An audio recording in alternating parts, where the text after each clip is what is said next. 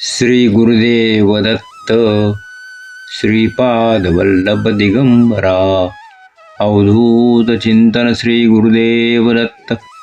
हे करुणासागर दत्तगुरु, हे अनंत निर्गुण निराकार ब्रह्मस्वरूप, जेव्हा भक्त अडचणीत सापडतो तेव्हा जे स्वतःहून धावून येतात असे हे श्रीपाद श्रीवल्लभ, तुमच्या पवित्र लीलांचे स्मरण करताना आमच्या वाणीला पावित्र्य द्या, मनाला स्थैर्य द्या आणि श्रोत्यांच्या हृदयात श्रद्धेचा दीप प्रज्वलित करा। मित्रांनो, आजचा काळ म्हणजे कलियुग। कलियुग म्हणजे असा काळ जिथे माणसाकडे सर्व काही आहे पण शांती नाही। घर आहे, पैसा आहे, नाती आहेत, पण मन मात्र रिकामं आहे। आजचा माणूस देवाला विचारतो, देवा तू आहेस का? पण देव माणसाला विचारतो, तू स्वतःला ओळखतोस का? आज श्रद्धा आहे पण विश्वास डळमळीत आहे। आज पूजा आहे पण समर्पण नाही। आज मंत्र आहेत पण मन एकाग्र नाही। अशा या अंधारलेल्या काळात जेव्हा धर्म केवळ शब्दांत उरतो, जेव्हा कर्म केवळ दिखावा बनतो, तेव्हा ईश्वर पुन्हा पुन्हा अवतार घेतो। भगवान दत्तात्रेय हे असे ईश्वर आहेत जे एका युगापुरते मर्यादित नाहीत। ते ब्रह्मा म्हणजे सृष्टी आहेत, विष्णू म्हणजे पालन आहेत आणि महेश म्हणजे लय आहेत। म्हणूनच दत्त संप्रदाय सांगतो, दत्त कधी गेलेच नाहीत। जेव्हा जेव्हा पृथ्वीवर गुरुतत्व लुप्त होऊ लागते तेव्हा दत्त मानवी रूप धारण करतात आणि या कलियुगात दत्तांनी घेतलेला पहिला अवतार म्हणजे श्रीपाद श्रीवल्लभ। श्रीपाद श्रीवल्लभ म्हणजे कोण? श्रीपाद श्रीवल्लभ म्हणजे देव आणि मानव यांचा दुवा, निर्गुण ब्रह्माचे सगुण रूप, कर्म भक्ती आणि ज्ञान यांचा संगम।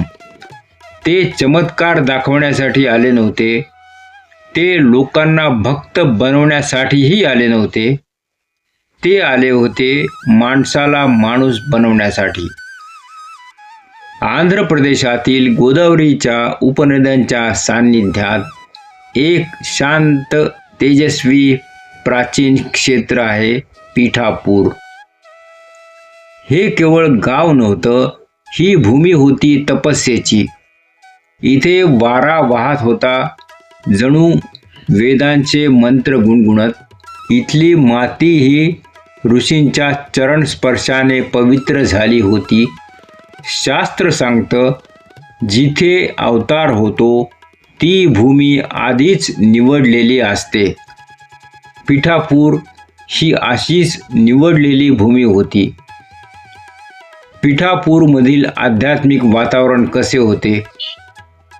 पहाटे घंटानाद, वेदघोष, अगरबत्तीचा सुगंध, संध्याकाळी दीप प्रज्वलन, नामस्मरण आणि शांतता। इथे लोक देवासाठी जगत होते पण देवासाठी दिखावा नव्हता। अशा पवित्र वातावरणातच दत्तावतार घडणार होता। मित्रांनो, ईश्वर कधीही कारणाशिवाय अवतार घेत नाही। त्या काळात धर्मात कर्मकांड वाढले होते, ब्राह्मणांमध्ये अहंकार वाढला होता, सामान्य माणूस देवापासून दूर गेला होता, लोक देवाला घाबरू लागले होते, प्रेम करायला विसरले होते। म्हणून दत्तांनी ठरवलं, मी स्वतः खाली जाईन। श्रीपादांचा अवतार एक दैवी संकल्प। दत्त म्हणाले, मी योगी म्हणून नाही, मी राजा म्हणून नाही, मी चमत्कारी पुरुष म्हणून नाही, तर गुरु म्हणून जन्म घेईन आणि ते गुरु म्हणजे श्रीपाद श्रीवल्लभ. मित्रांनो, ईश्वर जेव्हा अवतार घेतो तेव्हा तो घर निवडतो, पण ते घर आधीच त्याच्या तपाने, श्रद्धेने आणि त्यागाने तयार झालेले असते. पिठापूरमध्ये असेच एक घर होते, दिसायला साधे पण आतून अत्यंत पवित्र. हे घर होते अप्पलराज आणि सुमती मातेचे. हे दाम्पत्य श्रीमंत नव्हते, राजघराण्यातील नव्हते, पण त्यांच्याकडे जे होते ते दुर्मिळ होते, आढळ श्रद्धा. अप्पलराज हे वेदशास्त्रात पारंगत होते, परंतु त्यांची विद्वत्ता कधीच अहंकारात बदलली नाही. ते नेहमी म्हणायचे, ज्ञान हे ओझं नसावं, ते प्रकाश असावं. त्यांचे जीवन अतिशय शिस्तबद्ध होते. सूर्योदयापूर्वी उठणे, स्नान, अग्निहोत्र, दत्त नाम जप. गावातील लोक त्यांचा आदर करत, कारण अप्पलराज बोलत कमी पण आचरणातून शिकवत. माता सुमती म्हणजे करुणेची मूर्ती होती. सुमती माता म्हणजे केवळ अप्पलराजांची पत्नी नव्हती, ती भक्तीची मूर्ती होती. तिच्या जीवनात एकही दिवस असा नव्हता ज्या दिवशी तिने दत्त नाम घेतले नाही. ती म्हणायची, दत्त हा माझा श्वास आहे. घरात कोणीही उपाशी परत जात नसे. भिकारी, साधू, प्रवासी सर्वांना अन्न मिळायचे. ती अन्न वाढताना मनात म्हणायची, हे दत्तालाच वाढत आहे. अपत्य विरहाचे दुःख. इतकं पुण्य असूनही एक दुःख त्यांच्या आयुष्यात होतं, अपत्य नव्हतं. वर्षामागून वर्षे गेली. लोक कुजबूज करू लागले. काही म्हणाले पूर्वजन्मी काही पाप असावं, पण सुमती माता कधीच तक्रार करत नव्हती. ती फक्त एकच म्हणायची, दत्त जे देतील ते स्वीकार आहे. दत्तासाठी तप सुरू होते. एके दिवशी अप्पलराजांनी ठरवलं, आपण दत्तगुरूंसाठी कठोर तप करू. दोघांनी मिळून विशेष व्रत घेतलं. 7 दिवस उपवास, दत्तगुरूंचे अखंड नामस्मरण, रात्री भूमीवर शयन, मौन व्रत. सुमती माता रोज दत्तगुरूंसमोर दीप लावून डोळे मिटून बसायची. तिच्या मनात एकच प्रार्थना, मला पुत्र नको, मला दत्तच हवेत. दत्त स्वप्नादेश अवतारांचा संकेत. तपाच्या एका रात्री सुमती मातेच्या डोळ्यांतून अश्रू वाहत होते. तिने मनात म्हटलं, हे दत्त, जर माझ्या नशिबात मातृत्व नसेल तरी चालेल, पण मला तुझं दर्शन दे. त्या रात्री एक अद्भुत गोष्ट घडली. स्वप्नात दत्तांचे दर्शन. संपूर्ण खोली प्रकाशाने भरून गेली. सुगंध दरवळू लागला.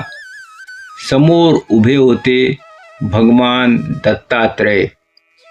3 मुखे, 4 हात, करुणेने ओसंडलेले नेत्र.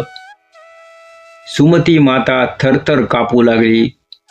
दत्त हसत म्हणाले, सुमती, तुझं तप व्यर्थ जाणार नाही. मीच तुझ्या पोटी जन्म घेईन. पण लक्षात ठेव, मी पुत्र म्हणून नाही, गुरु म्हणून येईन. इतकं बोलून ते प्रकाशात विलीन झाले. स्वप्नानंतरचा बदल. सकाळी सुमती मातेचे डोळे उघडले. तिच्या चेहऱ्यावर विलक्षण शांती होती. तिने अप्पलराजांना स्वप्न सांगितले. अप्पलराजांचे डोळे भरून आले. ते म्हणाले, आपण धन्य झालो. त्या दिवसापासून घरातील वातावरण बदलले. घर जणू मंदिर झाले. काही काळातच सुमती माता गर्भवती झाली. पण ही गर्भावस्था सामान्य नव्हती. ती जिथे बसे तिथे शांती पसरायची. ती जे बोले ते गोड वाटायचं. तिला कधीही त्रास झाला नाही. ती रोज गर्भाला म्हणायची, तू देव आहेस, पण माझं बाळही आहेस. गावातील लोक म्हणू लागले, या घरात काहीतरी दिव्य घडणार आहे. साधू योगी त्या घराजवळ येऊन नमस्कार करून जात. एक वृद्ध साधू म्हणाला, या घरात लवकरच गुरु तत्व अवतरेल. एक शुभ दिवस उजाडला. आकाश स्वच्छ होते. वारा मंद वाहत होता. पक्षी किलबिल करत होते. त्या दिवशी सुमती मातेला प्रसूती वेदना सुरू झाल्या. क्षणभरातच एक दिव्य बालक जन्माला आले. जन्मताच त्या बालकाच्या मुखावर तेज पसरले. डोळे उघडे होते आणि त्यात भीती नव्हती, करुणा होती. जन्मानंतरचे अद्भुत संकेत. घरात सुगंध पसरला. बालक रडले नाही. वातावरण शांत झाले. अप्पलराज थरथरत म्हणाले, हे माझं बाळ नाही, हे देव आहे. गुरूंनी सांगितलं, या बालकाचे नाव श्रीपाद श्रीवल्लभ ठेवा. श्री म्हणजे लक्ष्मी स्वरूप, पाद म्हणजे चरण, वल्लभ म्हणजे प्रिय. याचा अर्थ ज्याचे चरण सर्वांना प्रिय आहेत असा. पिठापूरजवळ एक ब्राह्मण राहत होता. तो गरीब, आजारी, कर्जबाजारी आणि समाजाने तुच्छ मानलेला. तो रोज देवळात बसून रडत असे, हे दत्तात्रेया, माझ्या आयुष्यात काहीच उरले नाही. एके दिवशी श्रीपाद श्रीवल्लभ त्या देवळात आले. ब्राह्मणाने त्यांच्याकडे पाहिले आणि म्हणाला, बालक, मला दान दे, 2 घास मिळतील का? श्रीपाद हसले. ते म्हणाले, तू मला काय देऊ शकतोस? ब्राह्मण चकित झाला. माझ्याकडे काहीच नाही. श्रीपाद म्हणाले, तुझा अहंकार दे, तुझं दुःख दे, तुझा अविश्वास दे. ब्राह्मणाच्या डोळ्यातून अश्रू वाहू लागले. त्याने पाया पडत म्हटले, माझं सर्व आयुष्य मी तुम्हाला अर्पण करतो. श्रीपादांनी त्याच्या डोक्यावर हात ठेवला. क्षणात त्याचा आजार बरा झाला. मन शांत झालं. घरात अन्नधान्य आलं. कर्ज फेडलं गेलं. पण सर्वात मोठा चमत्कार होता, त्याचा आत्मविश्वास परत आला. श्रीपाद सांगतात, मी पैसा देत नाही, मी नशीब जाग करतो. एक मनुष्य होता, व्यसनी, क्रूर, पापी, स्त्रियांवर अत्याचार करणारा. लोक त्याचं नाव घेताना घाबरत. तो एके दिवशी श्रीपादांना पाहून हसला. अरे, हा बालसाधू माझं काय करणार? पण श्रीपाद शांतपणे म्हणाले, तुझ्या मागल्या 7 जन्मांचा भार तू सहन करू शकशील का? तो माणूस अचानक थरथर कापू लागला. त्याला मागील जन्मांची दृश्ये दिसू लागली. स्वतःचे अपराध दिसू लागले. आत्मा जळू लागला. तो जमिनीवर कोसळला. मला वाचवा, मला वाचवा. श्रीपादांनी फक्त एवढंच म्हटलं, पश्चाताप हा सर्वात मोठं प्रायश्चित्त आहे. त्या माणसाचं आयुष्य पूर्ण बदललं. तो व्यसनमुक्त झाला. साधा, शांत झाला. दत्त भक्त बनला. आयुष्यभर सेवा करत राहिला. बोध, दत्त कोणालाही नाकारत नाहीत, पण बदलाची तयारी हवी. पीठापूरमध्ये एक स्त्री होती. तिचं एकुलतं मूल मरणासन्न अवस्थेत होतं. वैद्यांनी सांगितलं आता काहीच शक्यता नाही. ती धावत श्रीपादांकडे आली. रडत रडत म्हणाली, माझं मूल वाचवा, मी काहीही देईन. श्रीपाद म्हणाले, मूल माझं आहे, तू फक्त वाहक आहेस. ते मुलाकडे गेले, डोळे मिटले, मंत्र उच्चारला. क्षणभर सर्व शांत आणि अचानक मुलाने रडण्याचा आवाज केला. लोक थक्क झाले. वैद्य गुडघ्यावर बसले. श्रीपाद म्हणाले, जे माझं आहे ते मृत्यूलाही घेता येत नाही. ही लीला ऐकून अनेकांचे जीवन बदलले. श्रीपाद सांगतात, श्रद्धा ठेवा पण अंधश्रद्धा नको. गुरु शोधू नका, स्वतःला शिष्य बनवा. संकट हे शिक्षा नाही, ती तयारी आहे.